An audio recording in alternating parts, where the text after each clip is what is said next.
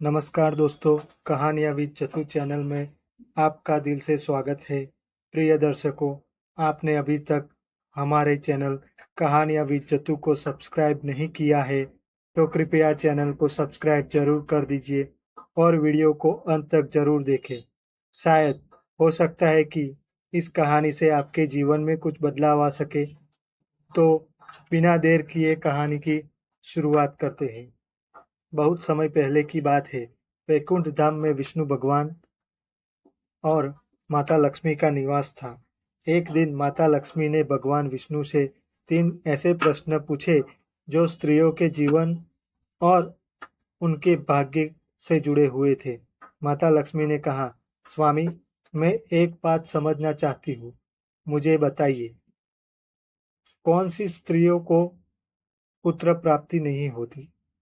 दूसरा प्रश्न, कौन सी स्त्रियों के प्रति समय से पहले मृत्यु हो जाती है? तीसरा प्रश्न, कौन सी स्त्रियां पति के होते हुए भी जीवन दुखी व्यतीत करती है? विष्णु भगवान ने मुस्कुराते हुए कहा, देवी, तुम्हारे ये प्रश्न अत्यंत गूढ़ और गंभीर है।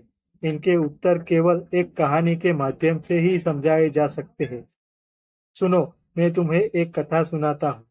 एक समय की बात है। पृथ्वी पर एक गांव था जिसका नाम शिवपुर था। यह गांव बहुत सुंदर और संपन्न था, लेकिन वहां के लोग अपने आचरण और व्यवहार के कारण विभिन्न समस्याओं का सामना कर रहे थे। उसी गांव में 3 स्त्रियां रहती थी, श्यामा, राधा और जानकी। भगवान विष्णु ने उनकी कहानियों के माध्यम से माता लक्ष्मी के प्रश्नों के उत्तर दिए। श्यामा एक संपन्न घर की बहू थी। उसका विवाह एक धर्मपरायण व्यक्ति रामनाथ से हुआ था। हालांकि श्यामा का स्वभाव कठोर और क्रोधपूर्ण था। वह अपने पति का कभी आदर नहीं करती थी। यदि रामनाथ किसी बात को समझाने का प्रयास करते, तो श्यामा तुरंत ताने मारने लगती। श्यामा अक्सर अपनी सहेलियों से कहती, ये पतिव्रती बातें मेरे बस की नहीं है।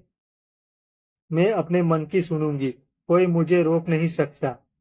वह छोटी छोटी बातों पर रामनाथ से लड़ती और घर में कलह का वातावरण बना देती। एक दिन गांव में एक साधु आए। उन्होंने श्यामा से कहा, बेटी, तुम्हारे जीवन में पुत्र का आगमन तभी होगा जब तुम अपने पति का सम्मान करोगी और उनका आदर करोगी। लेकिन श्यामा ने साधु की बातों को मजाक में उड़ा दिया। फलस्वरूप श्यामा के भाग्य में पुत्र सुख नहीं लिखा गया। विष्णु भगवान ने माता लक्ष्मी से कहा, जो स्त्रियां अपने पति का सम्मान नहीं करती, उनके जीवन में कभी पुत्र सुख नहीं होता। पुत्र सुख केवल तब प्राप्त होता है जब स्त्री और पुरुष के बीच प्रेम और सम्मान हो। गांव की दूसरी स्त्री राधा अपने सुंदर स्वरूप और चाल ढाल के लिए प्रसिद्ध थी। उसका विवाह एक सज्जन व्यक्ति मोहन से हुआ था। मोहन अपनी पत्नी से बहुत प्रेम करता था, लेकिन राधा का व्यवहार बिल्कुल विपरीत था। राधा ने विवाह के बाद मंगलसूत्र पहनना बंद कर दिया और मांग में सिंदूर लगाना भी छोड़ दिया। वह अपने सौंदर्य पर घमंड करती थी और गांव के अन्य पुरुषों से हंसकर बातें करती थी। मोहन ने उसे समझाया, यह आचरण उचित नहीं। हमारी परंपराएं हमें यह सिखाती है कि विवाह के बाद स्त्री को अपनी मर्यादा बनाए रखनी चाहिए। राधा ने इसे नजरअंदाज कर दिया और कहने लगी, मैं अपने जीवन को अपने तरीके से जीऊंगी। मुझे इन परंपराओं में विश्वास नहीं।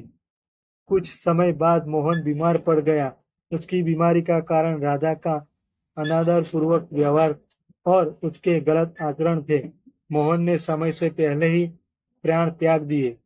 भगवान विष्णु ने कहा, जो स्त्रियां अपने पति के अस्तित्व का सम्मान नहीं करती, उनकी रक्षा देवता भी नहीं कर पाते। ऐसी स्त्रियां समय से पहले विधवा हो जाती है और दुखी जीवन जीती है। जानकी गांव की सबसे मेहनती स्त्री थी। वह अपने काम में माहिर थी, लेकिन उसकी एक बड़ी कमजोरी थी। वह अपने पति की बातों को कभी गंभीरता से नहीं लेती थी। सुबह देर तक सोना, बिना स्नान किए काम करना और कहीं भी जाने के लिए पति की अनुमति न लेना जानकी की आदतें बन चुकी थी। उसका पति धीरज हर समय चिंतित रहता था। वह कहता, जानकी, गृहस्थ जीवन की मर्यादा होती है, हमें एक दूसरे की बातों का सम्मान करना चाहिए। लेकिन जानकी को यह बातें महत्वहीन लगती थी। एक बार जानकी ने अपने पति के मना करने के बावजूद गांव के मेले में जाने का निश्चय किया। मेले में उसे एक दुर्घटना का सामना करना पड़ा और उसे गंभीर चोट लगी। इस घटना के बाद उसने अपनी आदतें नहीं बदली। भगवान विष्णु ने कहा, जो स्त्रियां अपने पति के विचारों और मर्यादाओं का सम्मान नहीं करती, वे पति के होते हुए भी हमेशा दुखी रहती है। उनकी खुशियां उनके अनुशासन से जुड़ी होती है। भगवान विष्णु ने कथा की समाप्ति की और माता लक्ष्मी से कहा, देवी, अब तुम्हारे प्रश्नों के उत्तर स्पष्ट हो गए हैं। माता लक्ष्मी ने कहा, स्वामी, यह कथा न केवल ज्ञानवर्धक है, बल्कि यह हर स्त्री और पुरुष के लिए सीख भी है। मैं इसे पृथ्वी पर प्रेषित करूंगी ताकि लोग अपने जीवन को सुधार सके। यह कथा हमें सिखाती है कि स्त्री और पुरुष के संबंध आपसी सम्मान, प्रेम और मर्यादा पर आधारित होते हैं। यदि इन मूल्यों का पालन नहीं किया जाए तो जीवन में कष्ट और दुख बढ़ जाते हैं। भगवान विष्णु की यह कथा आज भी हर घर में प्रेम और आदर की नींव रखने का संदेश है। दोस्तों, आपको यह कहानी कैसी लगी? कमेंट करके जरूर बताइए।